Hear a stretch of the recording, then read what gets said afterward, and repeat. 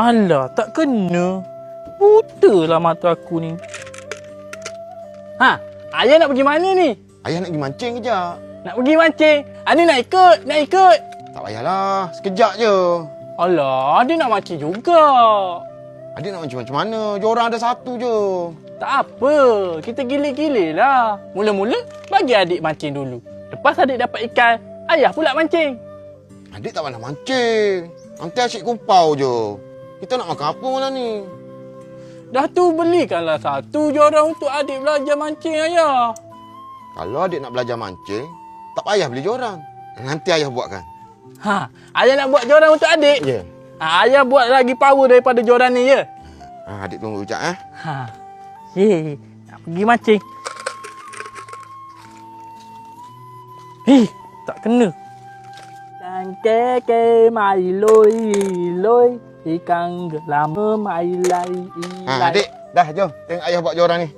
Mak ai, ini bukan jorang ayah. Ini batang kayu. Dek, ni lah jorang ayah masa kecil-kecil dulu. Ayah buat sendiri je. Boleh ke? Boleh lah untuk adik belajar tu. Nanti bila dah pandai, baru beli jorang macam ayah. Oh, macam mana nak buat ni ayah? Mula-mula kita ambil tali, ikat kat ujung kayu ni kuat-kuat. Tak putus ke tali ni ayah? Tali ni kuat, dek. Lepas tu, kita potong polystyrene ni untuk buat pelampung. Ikat kat tali ni.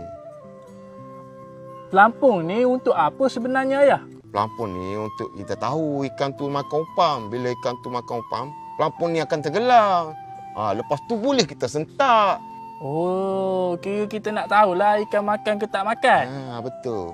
Kalau pelampung ni tenggelam, ikan tu tengah makan. Ikan tu tengah makan. Kita boleh sentak. Last kali, kita ikat mata kain. Ikat. Dah siap. Dah siap. Ya. Ayah, kita nak pergi mancing dekat mana ni? Kat parit air depan tu je. Oh, depan tu je. Kalau ayah nak dapat ikan apa? Ayah dapat ikan keli pun okey dah. Kalau adik, ikan apa adik nak? Adik nak ikan arapaima. Arapaima? Ada kan dekat parit ni? Ada lah kot. Kita cubalah dulu. Jom ayah, jom. Jom. Nak pergi mancing. Jom. Nak pergi mancing.